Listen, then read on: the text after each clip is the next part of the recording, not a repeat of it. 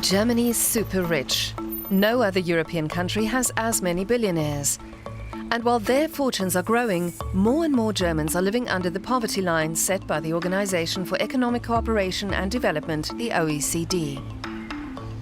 The press frequently reports on the country's high income inequality and low social mobility. But little is known about the super rich. Sure, money attracts success and success attracts money. I do believe that. I've experienced myself how you can suddenly connect with people previously out of reach. Who are Germany's super wealthy? How do they live? And how do they see the country they live in? The way wealthy people in Germany are talked about bothers me, because it's sensationalizing and sycophantic, and in no way reflects what wealthy people have done and continue to do for this country. It creates this impression of rich people being like Scrooge McDuck, that they have these money bins in which they wallow in their coins. Scrooge McDuck wants more, more, more. That's not my world. I like earning money, but not swimming in it. We wanted to get closer to the discreet world of Germany's ultra-rich, of company owners and heirs worth millions. We wanted to find out what makes those on top of the world tick.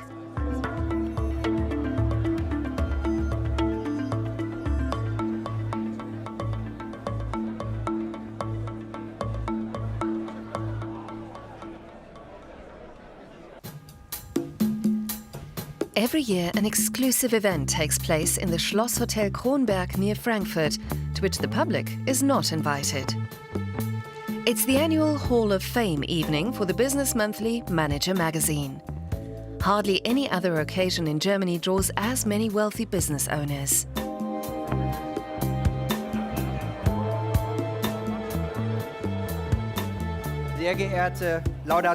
Esteemed presenters, dear jury members, dear ladies and gentlemen, welcome to Manager Magazin's Hall of Fame. When we first founded the Hall of Fame in 1992, we wanted to take a stand for excellence and unconditional entrepreneurship, and against faint-heartedness and averageness. We begin our nominations today with Ralph Dommermuth.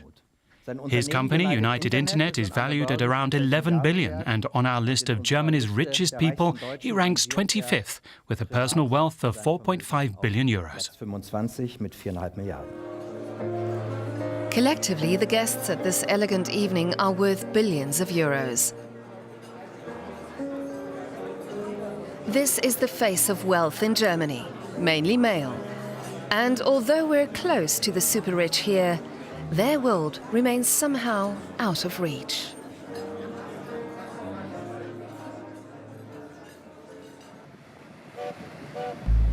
Hamburg, home to Manager Magazin's parent company, the Spiegel Group. Hardly any publication keeps closer tabs on Germany's ultra-rich. Every year, the magazine's team gathers information on wealthy Germans and, using the Forbes model, makes a special edition with a list of Germany's 1001 richest people. It's painstaking work. How many billionaires are there now? 180? 190? Last year it was 136, right? No, last year it was around 170. 170, okay. Someone who wants to get on our list of 1001 richest Germans needs to have around 100 million. That doesn't have to be money in the bank. Most people have it as assets or as property. But that's the ballpark we're looking for to be on our list of the richest Germans.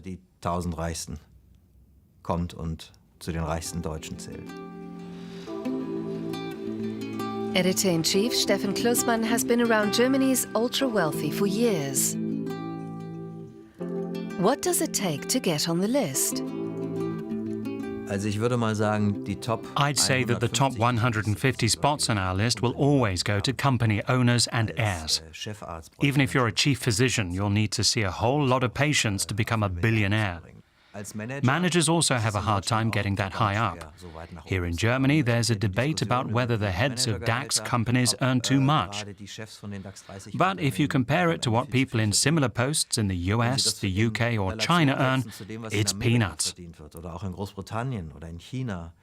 So that alone can't ever make you one of the truly ultra-rich.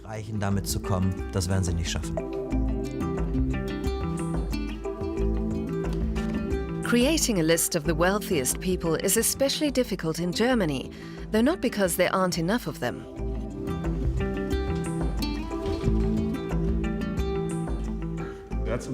He somehow managed to amass this huge empire and fortune in just a few years. His wealth is estimated to be around 4 billion. He's the least known super-rich German. Would he let us interview him at home? They prefer to fly under the radar to avoid envy. The super-rich don't like to out themselves, so to speak. Yeah, you can normally only get interviews inside the homes with second-tier ones. There you'll always get guys who get a kick out of publicity, like Mr. Maschmeyer and such. Getting a good shot of Mr. Maschmeyer is never a problem. But the real money keeps itself hidden. The super-rich try to go unnoticed. Sometimes they even try to hide. There are no photos of several people on our list. You won't find a single picture if you go online and Google them. There hasn't been a photo of the Reimanns, Germany's richest family, for decades. Many stay hidden because they want to live normal lives and think that they won't be able to do so if they're known to be multi-billionaires. For months, our interview requests were rejected. Agreed film shoots were cancelled last minute. None of the rich wanted to talk to us about money. Finally, we got lucky in the financial hub Frankfurt. Here, in a prime location, tucked behind the bank towers, sits the asset management company Focam. Focam manages German business families' fortunes. Its chairman, Christian von Bechtolzheim, provided some insight as to why rich Germans are so shy. Many wealthy Germans are reluctant about stepping out into the public eye because they're afraid they could be seen negatively. They ask themselves, what do I get from showing myself to the public? It doesn't give me anything. On the contrary, it could lead to some crazy person taking note and breaking into my home or kidnapping one of my children. And those fears are not unwarranted. Then there's also the fact that many heirs are inheriting fortunes that are somehow tainted by or related to the Third Reich.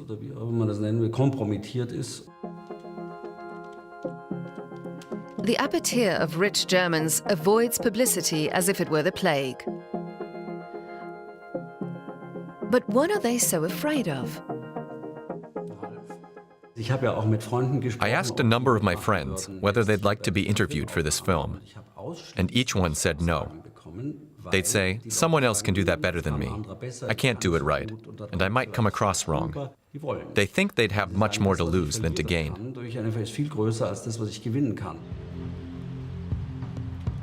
After a lot of back and forth with his press team, one ultra-rich German did agree to meet us. Michael Otto is the chairman of the supervisory board of the Otto Group and one of the 10 richest Germans. We asked him why Germans are reluctant to show off their wealth. Many worry doing so would lead to envy. In the US, achievement and wealth are seen in a highly positive way. But here they carry a bitter aftertaste. Where does his fortune come from? Or how did he get his wealth? That scares some off. I think a lot of people find their own wealth a little nauseating. I don't at all. I like it. Dirk Rossmann grew up poor. His mother ran a small drugstore in post-war Hanover. Her son had bigger plans. In 1972, the idea of opening the first self-service drugstore in Germany came to him. Today, he's a multi-billionaire. Why was he happy to step into the spotlight? In the early years, it was just about getting the name Rossmann out there. So when I was invited to a talk show on a small regional channel, I liked going because I thought, free publicity for my company. But then 2 or 3 years ago, I started to understand that this slightly flabby, balding man whose teeth aren't perfect was hungry for recognition himself. Back then, I thought I was stepping into the limelight to promote the company. But everyone rationalizes their motives, and I did too.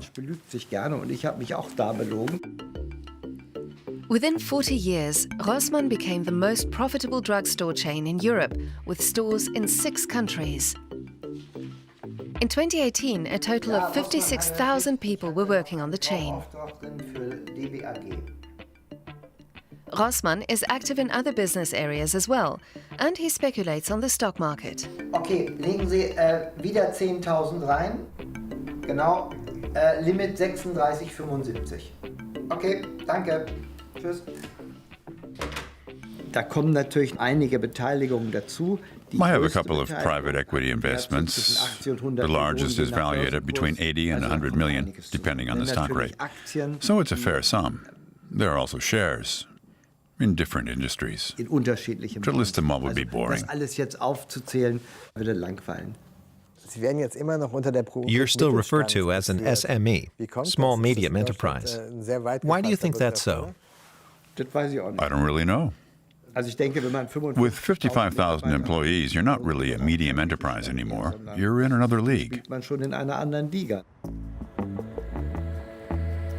We're back at Manager Magazin in Hamburg, where photos for the special issue are being selected. The list of the richest Germans includes a notably high number of company owners from the so-called medium-sized businesses.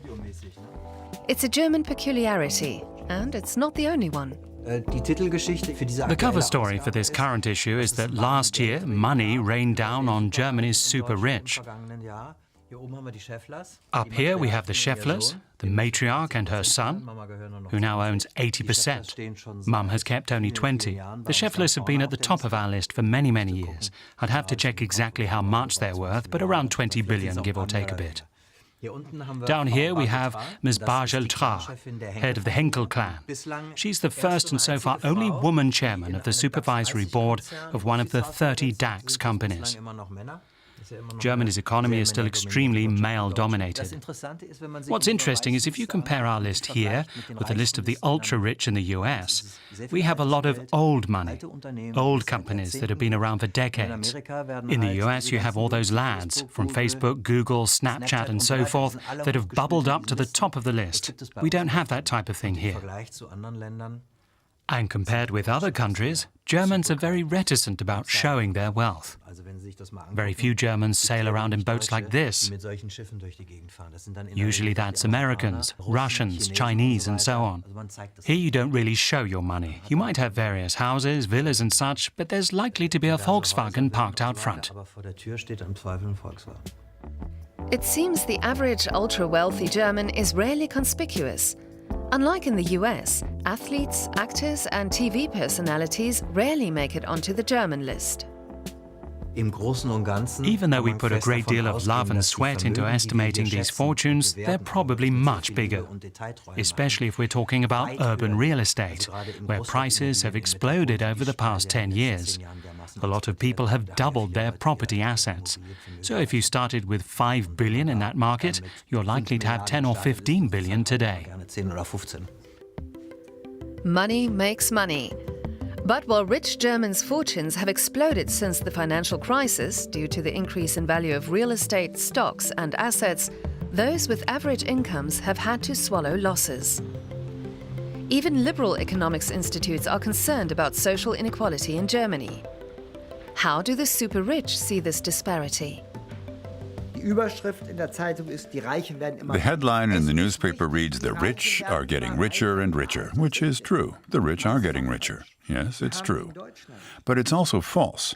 There are 20 million citizens in Germany who have assets worth between 100,000 and 1 million. So millions of people are getting richer.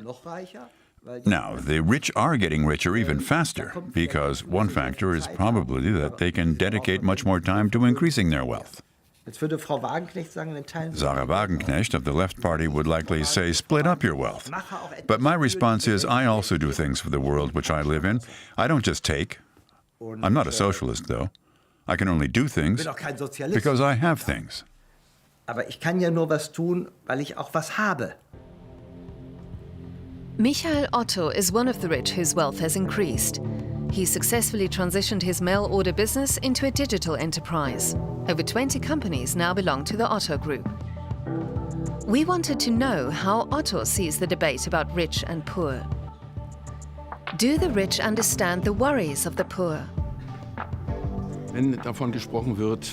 When people talk about those on top who don't understand those at the bottom, I wouldn't say that applies to me. Because I was not born rich. I came to Hamburg as a refugee from West Prussia, and my father had to start from scratch. That's why I absolutely do understand people living in poverty today. On the other hand, I'd also say that if Germany is getting more and more millionaires, meaning people with small or medium-sized businesses, because generally the millionaires in question did build a business they now run, then I think that's great.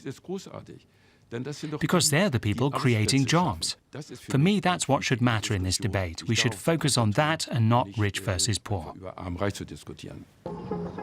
Ensuring that the wealth of rich families can increase despite current zero interest rates is the mission of Christian von Bechtolzheim's company. Vielen Dank für die Einleitung. Vielleicht ganz kurz die Nuance etwas anders zu setzen. Es geht jetzt nicht den Fonds.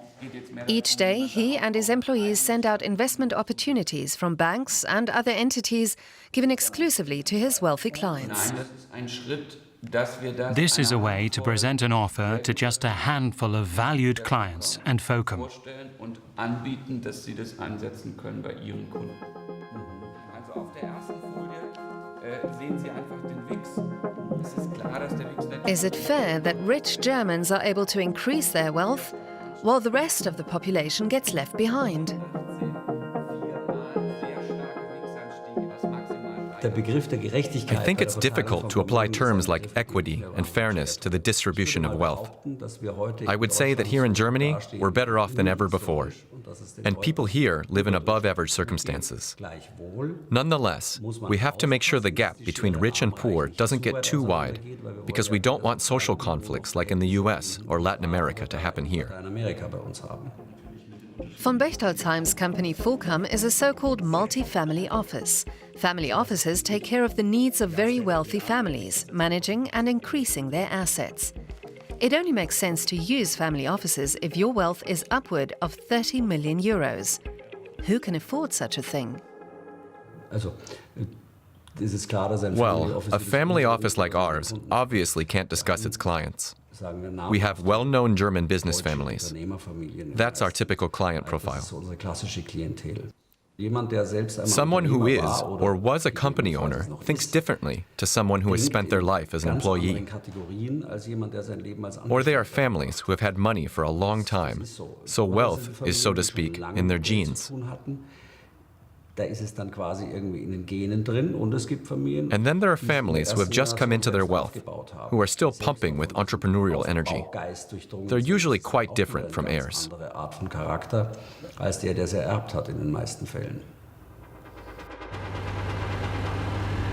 Rainer Schaller seems to have plenty of this entrepreneurial energy. His company is McFit, Europe's largest fitness studio chain. Its headquarters are in an old baking factory in Berlin. Rainer Schaller started off small, but today his wealth is valued at 250 million euros.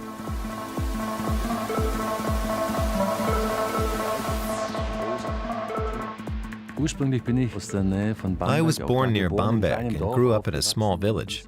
Normally in villages, you do the sports available. And when I was around 15, 16, my role models were Arnold Schwarzenegger and Stallone. That's how I came to the fitness world. Schaller went from secondary school to complete a salesman apprenticeship and became the manager of 3 supermarkets. Then he decided to start something new.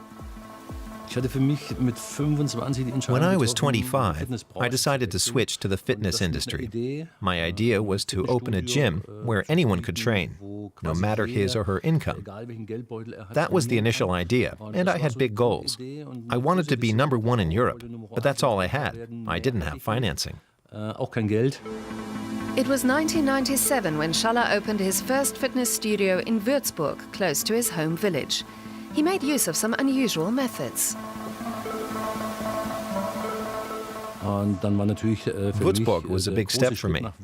I opened my first fitness studio there under the slogan, "Now also in Würzburg," which people saw through as a marketing gag, because customers came to me and asked where else we had studios. So I gave it some thought and came up with the next marketing gag. Soon also in Erlangen. That did the job, and also put me on track to going from Würzburg to Erlangen. And then it grew from there. 10 years later, Rainer Schaller reached his goal. He's #1 in Europe and still expanding. McFit now owns 10 fitness companies as well as its own model agency. Meanwhile, Schaller is getting ready to open fitness studios in the US.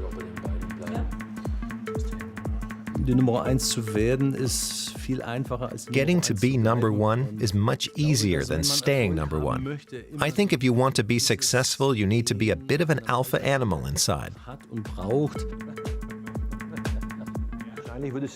The investor would probably pick a brand and say, "Okay, that could work. I like it," although it's probably 2 steps too far for many. But if someone doesn't want to get involved with us because of it, so what? I'm convinced that you have an easier time if you've fought your way to the top and to success. Clients feel it, and so do partners. I think that's our situation, which is why I can also imagine that someone who inherits something or takes over, or even has to take over a company in the 2nd or 3rd generation, will have a much tougher time. But there are plenty of heirs in Germany. Huge fortunes and thousands of companies have been passed from one generation to the next. There are heirs who don't want to, and others who shouldn't take over their parents' businesses. Succession is hugely important among Germany's richest. Michael Otto inherited the mail order company from his father and successfully managed it. It will be harder for my children, though, because now the Otto Group has 123 companies in over 30 countries. I know every single company, either because I was involved when it was founded or because I led the takeover negotiation. But my children don't yet know the many companies. Otto's children have opted against direct succession. I think it's important to give your children the option without pressuring them, so you don't force them into a role. I think that mistake is made often, and I'd say it's bad for both the children and the company.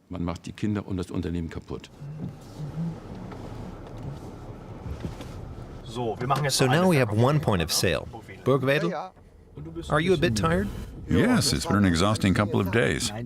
In 10 minutes, I'll be fine again. It was just bam, bam, bam, bam. Dirk Rossmann also spent a lot of time considering who his successor would be. It's now decided. Rainer Rossmann, the younger of his 2 sons, will take over as manager of the drugstore chain. Well, do we actually sell much yarn? It's not exactly part of a drugstore's range. The trend's sort of over. It was big in 2016, already fading in 2017, and it's been stagnating in 2018. But it's not the worst product we have, and it still brings in some revenue. Raul's father had to show him the appeal of being in charge. When the boys got more engaged, I thought, oh, now we can't look as if the drugstore business is only about making money. So I showed them how we're also active in social issues, in Africa and so forth. I've always showed my sons that what we do isn't just about making money, it's also about being responsible for others.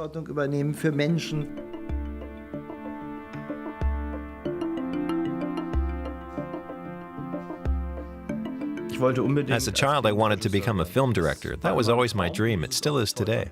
I'd be thinking, no, I don't want him to be a director. I want him in the company. So I said, well, go ahead and become a director, but being a director of such a big company is also exciting. I did manipulate him a bit.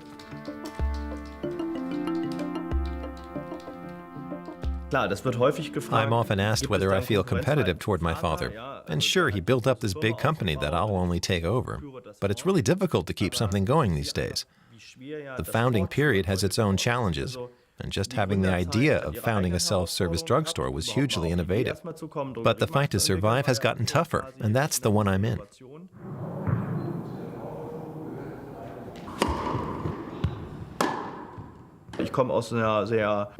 Everyone in my family wants to be good at sports. My father and I battle each other in tennis. We all compete with one another. And that's also shaped our view of life, or mine at least. Despite their competitiveness, the Rossmann family reached a harmonious agreement with regard to succession.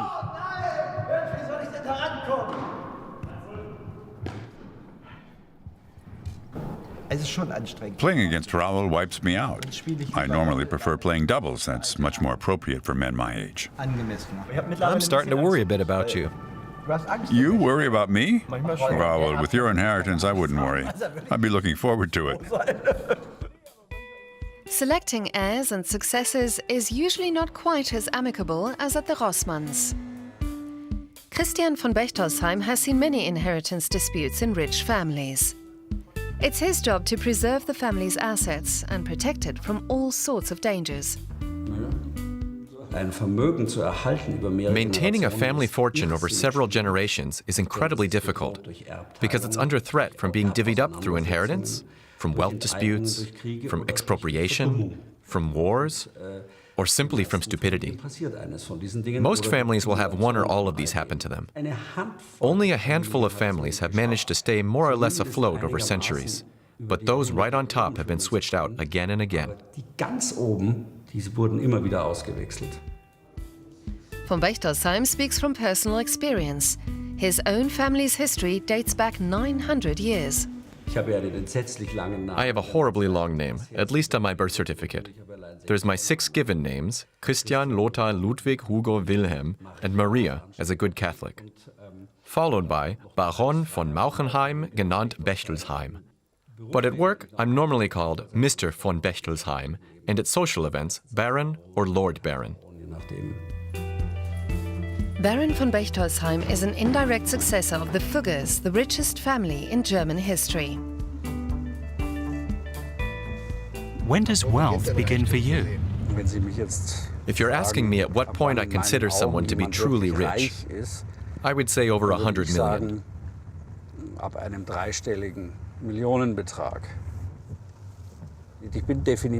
I am definitely not rich. But I'm comfortable, and our family is comfortable, and I'm certainly not complaining. When you have a family history as long as mine, your family has seen everything. Near bankruptcy, years overflowing with money, and years when a lot was lost. He takes us to the hunting lodge of the Bechtolsheim family in Thüringen. It looked like the lodge had been lost forever during the division of Germany. The house was built in 1892 as a hunting lodge for my great-great-granduncles. It's been in the family ever since, except for a short interval. It was expropriated in 1952 and then restituted in 1992. And since then, I've owned it.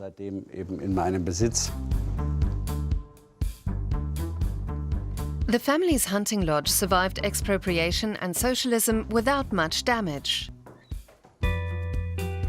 Today, von Bechtolsheim also owns hundreds of hectares of forest nearby and regularly invites business acquaintances for hunts. Many of the trophies are mine, but several also come from my father. and some from my great-granduncle. That leopard down there, I didn't shoot him. That was my great-granduncle. And then my dogs chewed off his ears. So he no longer has his former beauty. But he's too precious not to keep. A recurring topic in the special issues of the Manager magazine are the super wealthy's networks. There are larger and smaller networks, and there are a lot of them, and most, even we journalists, don't know about.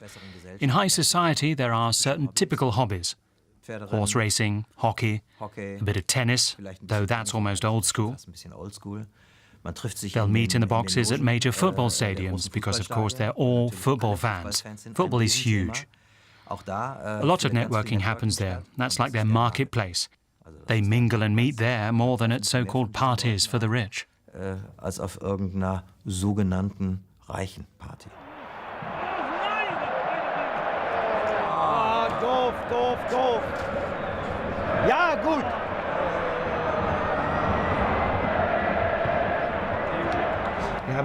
We always have a lot of employees here, and we have a lot of friends in the box. Christian Pfeiffer is here today, Germany's most famous criminologist. Aber macht's richtig.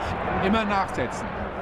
Sometimes Jogi Löw or someone from politics comes by. Christian Wulff and Bettina are part of my close circle of friends. So there's always lots going on here. Also hier ist wahnsinnig viel Bewegung.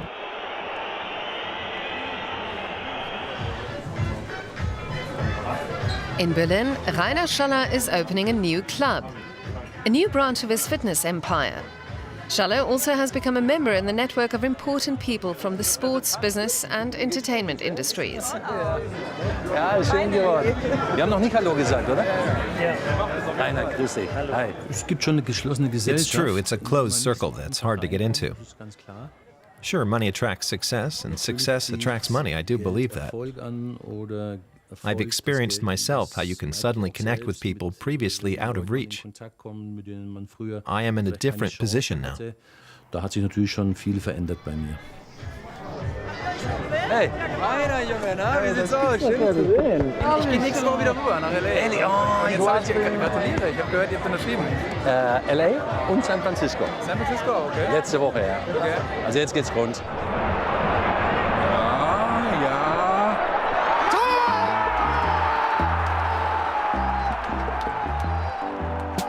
Dirk Rossmann is ready to leave his box. He wants to celebrate the victory with his friend, the billionaire and hearing aid company owner Martin Kind. Kind is also co-owner and president of Hanover 96. His box is located on the other end of the exclusive VIP area. I told you we'd win today. I told him that if we didn't win, he'd pay 10 million. That was the bet, right? Nah, I never said that. Here we have it. Two halfway decent men. Networks are important for business. But do the rich also have political clout? Can political influence be bought in Germany? The best way available for rich or super rich people in Germany to exert influence is the number of employees working in their companies. Someone who owns a company with 100,000 employees, or let's say less, maybe 15,000 employees, can go to business associations and say, fine, go ahead and pass that law, but that will cost me. Or an even better argument is, that will cost you 2,000 jobs in that area. But there are no super rich people who regularly call up the ministers or Ms. Merkel and say what needs to happen next, which tax laws they'd like, and so on. That's not how things work here in Germany. So funktioniert das in Deutschland nicht. Ich habe das jetzt nochmal nach rechts gestellt, weil wir nicht genau wissen, ob das Sinn macht, die Typo nach rechts zu stellen, weil es sieht halt besser aus. Ne? Klassisch, sehr stylisch. The deadline for the special issue is approaching. The heart of it is the ranking of the 1001 richest Germans. What do the rich think of this ranking? Those rankings are for entertainment. They're scraped together, sometimes using stock market quotations, but they aren't reliable in any real way. I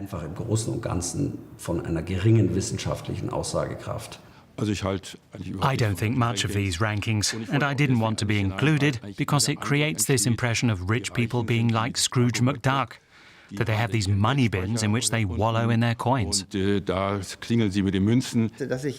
fact that I'm at the top of the rankings, including of the wealthiest Germans, does make me feel proud. I'll read Manager Magazin every now and then, but I've never read the ranking. I don't know whether I'm in it. I don't need that. I have other goals. One of these is that Rainer Schaller now wants to open the world's largest fitness center in North Rhine-Westphalia. The mirai is Japanese and means the future.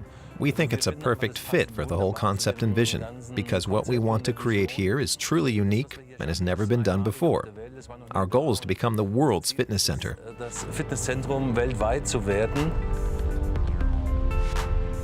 Schaller thinks he's found the perfect location to realize his vision in Oberhausen.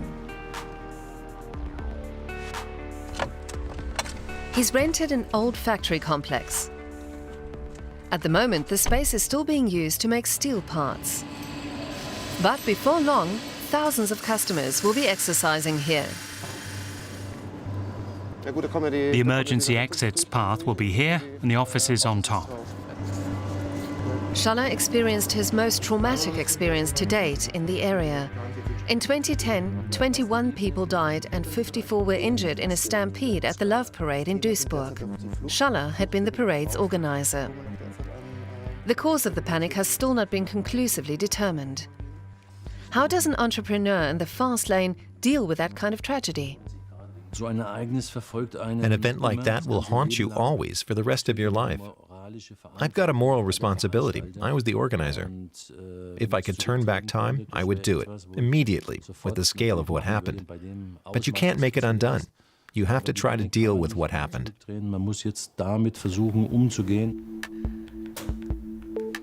Dirk Rossmann has also seen setbacks and crises. In the 90s, we expanded dramatically into the Czech Republic, Hungary, and Poland. I was also speculating on the stock markets a little too much and neglecting the company. Then, in 1996, we suddenly had a loss of 12 million Deutschmarks. The banks don't joke around if you're highly indebted and then you come in with huge losses. That was critical. And then I had a heart attack in 96. But everyone knows that life can get tough, and things got very tough back then. Eng wird. Und damals wurde es sehr eng, ja. So I dialed back a bit, including stock speculation. I sold them all and thought, the only thing on my table now is pulling the Rossmann drugstore business through and up. It was the right move, to focus on one thing and not do so many different things.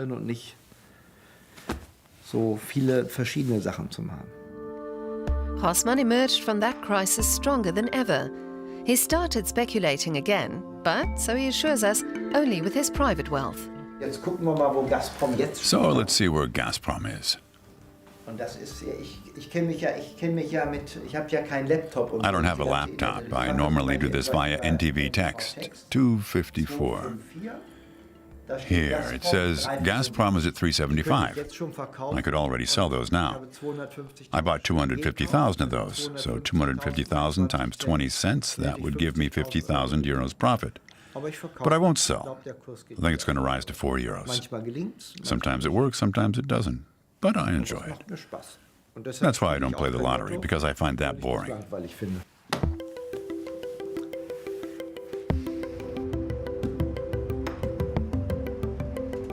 Can a large fortune also be a burden? I'd say that for most people, although they wouldn't voluntarily give away their money, the fact that they want it to grow can be a burden. They are controlled by their own assets. For example, they'll move to Switzerland or somewhere to save on taxes and give up their entire circle of friends and basically become a slave to their fortune. In my opinion, that's absurd considering the conditions we currently have in Germany. Conditions in Germany are currently more favorable than ever for the rich. They pay significantly less tax than they did 25 years ago. Only a minority still feels compelled to immigrate abroad.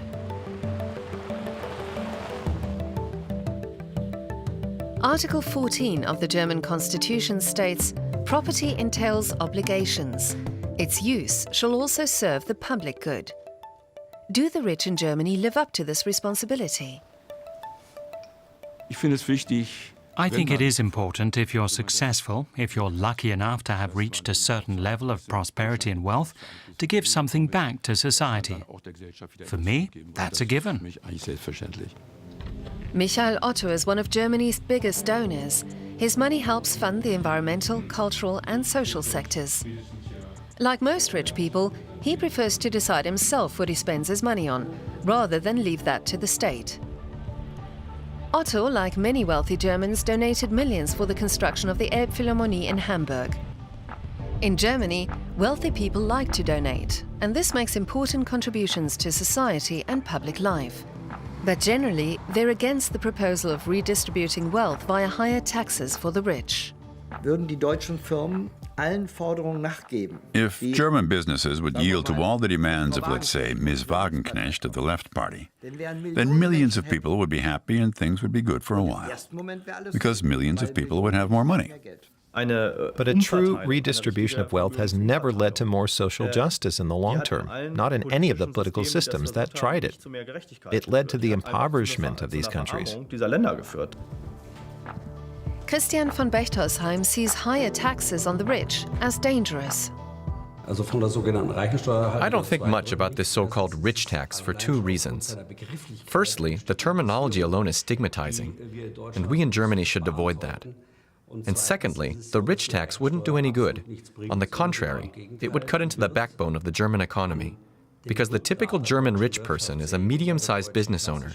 They make up the backbone of the German economy, and if we want to destroy that, we've no one to blame but ourselves. The special issue is ready. Things have basically stayed the same. The rich have a few billion more.